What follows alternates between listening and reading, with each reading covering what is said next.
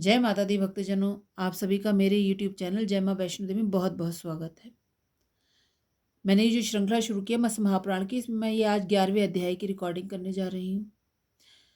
अध्याय में हम जानेंगे कि सूर्यवंश और चंद्रवंश की उत्पत्ति किस तरह से होती है, इनके इलाकों का वृत्तांत क्या है, संज्ञा कौन है, छाया कौन है, भगवान सूर्य को अगर कहीं हम बनाते तो उनके पैरों को क्यों नहीं बनाते हैं, अगर बना देते हैं उनके पैरों को तो कौन कौन से पापों का भोग हमको करना पड़ता है।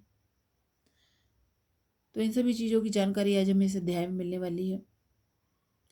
तो जो भी लोग मेरे इस चैनल से जुड़े हुए हैं, तो मैं उन सभी से ये विनम्र निवेदन करती हूँ कि इस चैनल को ज़्यादा से ज़्यादा लोगों में शेयर करें, ताकि लोगों को इन सभी बातों का ज्ञान हो सके। क्योंकि बहुत सारी जानकारियाँ, अच्छी अच्छी जानकारियाँ इसमें हैं। चलिए तो शुरू करते हैं आज का अपना ये अध्याय। जय माता दी। सूर्यवंश और चंद्रवंश का वर्णन तथा इलाका वृत्तांत। ऋषियों ने पूछा, तत्वज्ञ सूत जी, अब आप हम लोगों से संपूर्ण सूर्यवंश और चंद्रवंश का क्रमशः यथावत वर्णन कीजिए। सूजी कहते हैं, ऋषियों पूर्व काल में महर्षि कश्यप से अदिति को विवस्वान यानी सूर्य पुत्र के रूप में उत्पन्न हुए थे। उनकी संज्ञा, रागी और प्रभा नाम की 3 पत्नियां थीं। इनमें रैवत की कन्या रागी ने रैवत नामक पुत्रों को, प्रभा ने प्रभात नामक पुत्रों को उत्पन्न किया। संज्ञा त्वाष्टा यानी विश्वकर्मा की पुत्री थी। उसने वैवस्वत मनु और यम नामक 2 पुत्रों एवं एक पुत्री जिसका नाम यमुना था को उत्पन्न किया। इनमें यम और यमुना जुड़वा पैदा हुए थे। कुछ समय के पश्चात जब सुंदरी त्वाष्टी यानी संज्ञा है विवस्वान के तेजोमय रूप को सहन न कर सकी, तब उसने अपने शरीर से अपने ही रूप के समान एक अति सुंदर नारी को उत्पन्न किया। वह छाया नाम से प्रसिद्ध हुई। उस छाया को अपने सामने खड़ा देखकर संज्ञा ने उससे कहा, वराना ने, छाये, तुम हमारे पतिदेव की सेवा करना, साथ ही मेरी संतानों का माता के समान स्नेह से पालन पोषण करना, तब बहुत अच्छा ऐसा ही होगा, कहकर वह सुव्रता पति की सेवा भावना से विवस्वान देव यानी जो भगवान सूर्य हैं के निकट गई। इधर विवस्वान देव भी यह संज्ञा ही है ऐसा समझकर छाया के साथ आदर पूर्वक पूर्ववत व्यवहार करते रहे। यथा समय उन्होंने उसके गर्भ से मनु के समान रूप वाले एक पुत्र को उत्पन्न किया। यह वैवस्वत मनु के सवर्ण यानी रूप रंग वाला होने के कारण सवर्णी के नाम से प्रसिद्ध हुए। तदुपरांत सूर्य ने यह संज्ञा ही है ऐसा मानकर छाया के गर्भ से क्रमशः एक शनि नाम का पुत्र और तप्ती एवं बिष्टि नाम की 2 कन्याओं को उत्पन्न भी किया। छाया अपने पुत्र मनु के प्रति अन्य संतानों से अधिक स्नेह रखती थी। उसके इस व्यवहार को संज्ञानंदन मनु तो सहन कर लेते थे, परंतु यम एक दिन सहन ना कर पाने के कारण क्रुद्ध हो उठे और अपने दाहिने पैर को उठाकर छाया को मारने की धमकी देने लगे। तब छाया ने यम को शाप देते हुए कहा, तुम्हारे इस एक पैर को कीड़े काट खाएंगे और इससे पीप एवं रुधिर टपकता रहेगा। इस शाप को सुनकर अमर्ष में भरे हुए यम पिता के पास जाकर निवेदन करते हुए बोले, देव, क्रुद्ध हुई माता ने मुझे अकारण शाप दे दिया है। विभो, बाल चापल्य के कारण मैंने एक बार अपना दाहिना पैर ऊपर उठा दिया। इस तुच्छ अपराध पर भाई मनु के मना करने पर भी उसने मुझे शाप दे दिया। चूंकि इसने हम पर शाप द्वारा प्रहार किया है, इसलिए यह हम लोगों की माता प्रतीत नहीं होती, अपितु बनावटी माता है। यह सुनकर विवस्वान देव ने पुनः यम से कहा, महाबुद्धे, मैं क्या करूं? अपनी मूर्खता के कारण किसको दुख नहीं भोगना पड़ता, अथवा कर्म परंपरा का फल भोग अनिवार्य है। यह नियम तो शिव पर भी लागू है, फिर अन्य प्राणियों के लिए तो कहना ही क्या। इसलिए बेटा, मैं तुम्हें यह एक मुर्गा हो या मोर दे रहा हूं, जो पैर के पड़े हुए कीड़ों को खा जाएगा और उसमें निकलते हुए मज्जा यानी पीप एवं खून को भी दूर कर देगा।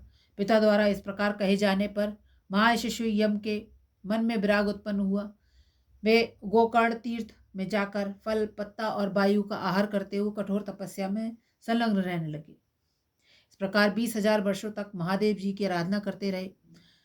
कुछ समय पश्चात त्रिशूलधारी महादेव उनकी तपस्या से संतुष्ट होकर प्रकट हुए। तब यम ने उनसे वर रूप में लोकपालत्व, पितरों का आधिपत्य और जगत में धर्म अधर्म का निर्णायक पद प्राप्त करने की इच्छा व्यक्त की। महादेव जी ने उन्हें सभी वरदान दे दिए। निष्पाप शौनक इस प्रकार यम को शूलपाणी, भगवान शंकर से लोकपालत्व, पितरों का आधिपत्य और धर्माधर्म के निर्णायक पद की प्राप्ति हुई। इधर विवस्वान संज्ञा को उस कर्म चेष्टा को जानकर त्वष्टा यानी जो विश्वकर्मा के निकट गए और क्रुद्ध होकर उनसे सारा वृत्तांत कह सुनाए। द्विजवरों, तब त्वष्टा ने सांत्वना पूर्वक विवस्वान से कहा, भगवान, अंधकार का विनाश करने वाले आपके प्रचंड तेज को ना सहन करने के कारण संज्ञा घोड़ी का रूप धारण करके मेरे यहाँ समीप अवश्य आई थी, परंतु दिवाकर मैंने उसे यह कहते हुए घर में घुसने से मना कर दिया, चूंकि तू अपने पतिदेव की जानकारी के बिना छिपकर यहाँ मेरे पास आई है, इसलिए मेरे भवन में प्रवेश नहीं कर सकती। इस प्रकार मेरे निषेध करने पर आपके और मेरे दोनों स्थानों से निराशा हाथ लगने पर अनंदिता संज्ञा मेरु देश को चली गई और वहां उसी घोड़ी रूप में ही भूतल पर स्थित है। इसीलिए दिवाकर, यदि मैं आपका अनुग्रह भाजन हूं तो आप मुझ पर प्रसन्न हो जाइए और मेरी एक प्रार्थना स्वीकार कीजिए। प्रभो, मैं आपके इस असह्य तेज को खरादने वाले यंत्र पर चढ़ाकर कुछ कम कर दूंगा। इस प्रकार आपके रूप को लोगों के लिए आनंददायक बना दूंगा। सूर्य द्वारा उनकी प्रार्थना स्वीकार कर लिए जाने पर त्वष्टा ने सूर्य को अपने खरादने वाले यंत्र पर बैठाकर उनके कुछ तेज को छाटकर अलग कर दिया। उस छटे हुए तेज से उन्होंने विष्णु के सुदर्शन चक्र का, भगवान रुद्र के त्रिशूल का और दैत्यों एवं दानवों का संहार करने वाले इंद्र के वज्र का निर्माण किया। इस प्रकार त्वष्टा ने पैरों के अतिरिक्त सूर्य के सहस्त्रों किरणों वाले रूप को अनुपम सौंदर्यशाली बना दिया। उस समय वे सूर्य के पैरों के तेज को देखने में समर्थ ना हो सके, इसीलिए वह तेज ज्यों का त्यों बना रह गया। अतः अर्चा विग्रहों में भी कोई सूर्य के चरणों का निर्माण नहीं करता। यदि कोई ऐसा करता है तो उसे मरने पर अत्यंत अनिंदित पापनिष्ठ गति प्राप्त होती है तथा इस लोक में वह दुख भोगता हुआ कुष्ठ रोगी हो जाता है। इसीलिए धर्मात्मा मनुष्यों को चित्रों एवं मंदिरों में कहीं भी बुद्धिमान देव देवेश्वर सूर्य के पैरों का निर्माण नहीं करना चाहिए। तो त्वष्टा द्वारा संज्ञा का पता बतला दिए जाने पर वे देव देवेश्वर भगवान सूर्य भूलोक में जा पहुंचे। वहां उनके द्वारा संज्ञा से अश्विनी कुमारों की उत्पत्ति हुई। यह एकदम तथ्य की बात है। संज्ञा की नासिका के अग्रभाग से उत्पन्न होने के कारण वे दोनों नासत्य और दस्र नाम से भी विख्यात हुए। कुछ दिनों के पश्चात अश्व रूपधारी सूर्यदेव को पहचान कर त्वष्टी यानी संज्ञा है परम संतुष्ट हुई और हर्षपूर्ण चित्त से पति के साथ विमान पर बैठकर स्वर्गलोक यानी आकाश को चली गई। छाया की संतानों में तपोधन सवर्णी मनु आज भी सुमेरु गिरि पर विराजमान है। शनि ने अपने तपस्या के प्रभाव से ग्रहों की समता प्राप्त की। बहुत दिनों तक यमुना और तप्ती ये दोनों कन्याएं नदी के रूप में परिणित हो गईं। उसी प्रकार भयंकर रूप वाली तीसरी कन्या विष्टि भद्राकाल रूप में अवस्थित हुई। वैवस्वत मनु के 10 महाबली पुत्र उत्पन्न हुए थे। उनमें इल ज्येष्ठ थे जो पुत्रेष्टि यज्ञ के फलस्वरूप पैदा हुए थे। शेष 9 पुत्रों के नाम हैं इक्ष्वाकु, कुशनाभ, अरिष्टि, दृष्ट, नरिष्यंत, करुष, शार्यंती, प्रशग्र, नाभाग। ये सब के सब महान बल पराक्रम से संपन्न एवं दुर्ग पुरुष थे। वृद्धावस्था आने पर परम धर्मात्मा महाराज मनु अपने ज्येष्ठ पुत्र इल को राज्य पर अभिषिक्त करके स्वयं तपस्या करने के लिए महेंद्र पर्वत के वन में चले गए। तदंतर नए भूपाल इल दिग्विजय करने की इच्छा से इस पृथ्वी पर विचरण करने लगे। वे भूपालों को पराजित करते हुए सभी द्वीपों में घूम रहे थे। इसी बीच प्रतापी इल घोड़ा दौड़ाते हुए शिप के उपवन के निकट जा पहुंचे। यह महान उपवन कल्पद्रुम और लताओं से भरा हुआ था। श्रवण नाम से प्रसिद्ध था। उस उपवन में चंद्रार्ध को ललाट में धारण करने वाले देवेश्वर स्वयंभू उमा के साथ क्रीड़ा करते हैं। उन्होंने इस श्रवण के विषय में पहले ही उमा के साथ यह शर्त निर्धारित कर दिया था कि तुम्हारे इस 10 योजन विस्तार वाले वन में कोई भी पुरुषवाचक जीव प्रवेश करेगा वह स्त्रीत्व को प्राप्त हो जाएगा। राजा इल को पहले से इस यानी शर्त के विषय में जानकारी नहीं थी, अतः वे स्वच्छंद गति से श्रवण में प्रविष्ट हुए। प्रवेश करते ही वे स्त्री तत्व को प्राप्त हो गए। उसी समय वह घोड़ा भी घोड़ी के रूप में परिणत हो गया। इल के शरीर से सारा पुरुषत्व नष्ट हो गया। इस प्रकार स्त्री रूप हो जाने पर राजा को परम विस्मय हुआ। वह नारी इला नाम से विख्यात हुई। उसका रूप बड़ा सुंदर था। कमल जैसे बड़े बड़े नेत्र थे।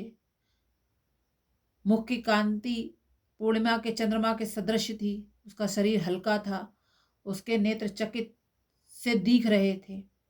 उसके बहुमूल्य उन्नत और भुजाएं लंबी थीं तथा बाल नीले और घुंघराले थे। उसके शरीर के रोए सूक्ष्म और दांत अत्यंत मनोहर थे। वह मृदु और गंभीर स्वर से बोलने वाली थी। उसके शरीर का रंग श्याम गौर मिश्रित था। वह हंस और हस्ती की सी चाल से चल रही थी। उसकी दोनों भुएं धनुष के आकार के सदृश थीं। वह छोटे एवं तांबे के समान लाल नखुंकुरों से विभूषित थी। इस प्रकार वह सुंदर नारी उस वन में भ्रमण करती हुई सोचने लगी कि इस घोर वन में कौन मेरा पिता अथवा भाई है, कौन मेरी माता है, मैं किस पति के हाथ में समर्पित की गई हूँ, अर्थात कौन मेरा पति है, इस भूतल पर मुझे कितने दिनों तक रहना पड़ेगा। इस प्रकार वह चिंतन करती रही थी कि इसी बीच सोम पुत्र बुध ने उसे देख लिया और वे उसे प्राप्त करने के लिए प्रयत्न करने लगे। उस समय बुद्ध ने एक विशिष्ट वेशभूषा वाले दंडी का रूप धारण कर लिया था। उनके हाथ में कमंडुल और पुस्तक शोभा पा रहे थे। उन्होंने बांस के डंडे में अनेकों पवित्र वस्तुओं को बांध रखा था। वे ब्रह्मचारी वेश में लंबी मोटी शिखा धारण किए हुए थे। समाधि पुष्प कुश और जल लिए हुए बटुकों के साथ वे वेद का पाठ कर रहे थे। वे अपने को ऐसा प्रकट कर रहे थे मानो उस वन में किसी वस्तु की खोज कर रहे हों। इस प्रकार उस वन के बाहर भाग में वृक्ष समूहों के झुरमुटों में बैठे वे उस इला को बुलाने लगे। इला के निकट आने पर वे अकस्मात चकपकाए हुए की भांति उल्हाना कर देते हुए उससे बोले, सुंदरी अग्निहोत्र आदि सेवा शुश्रूषा का परित्याग करके तुम मेरे घर से कहाँ चली आई हो। यह सुनकर इला ने कहा, तपोधन, मैं अपने को, आपको, पति को और कुल को, इन सभी को भूल गई हूँ। अतः निष्पाप आप अपने और मेरे कुल का परिचय दीजिए। इला के इस प्रकार पूछने पर बुद्ध ने उस सुंदरी से कहा, वर वर्णिनी, तुम इला हो और मैं बहुत सी विद्याओं का ज्ञाता बुद्ध नाम से प्रसिद्ध हूँ। मैं तेजस्वी कुल में उत्पन्न हुआ हूँ और मेरे पिता ब्राह्मणों के अधिपति हैं। बुद्ध के इस कथन पर विश्वास करके इला बुद्ध के उस भवन में प्रविष्ट हुई जिसमें रत्नों के खंभे लगे थे तथा जिसका निर्माण दिव्य माया के द्वारा हुआ था। उस भवन में पहुंचकर इला अपने को कृतार्थ मानने लगी। वह कहने लगी, कैसा सुंदर चरित्र है, कैसा अद्भुत रूप है, कितना प्रचुर धन है, कैसा ऊंचा कुल है, तथा मेरा और मेरे पति देव का कैसा अनुपम सौंदर्य है। तदंतर वह इला बुद्ध के साथ बहुत समय तक उस संपूर्ण भोग सामग्रियों से संपन्न घर में उसी प्रकार सुख से रहने लगी जैसे इंद्र भवन में हो। इस प्रकार श्री मत्स्य महापुराण में इला बुद्ध संबंध नामक 11वां अध्याय संपूर्ण हुआ। तो इस तरह से यह 11वां अध्याय पूरा होता है। देखिए कितनी सारी जानकारियां निकल कर आई हैं।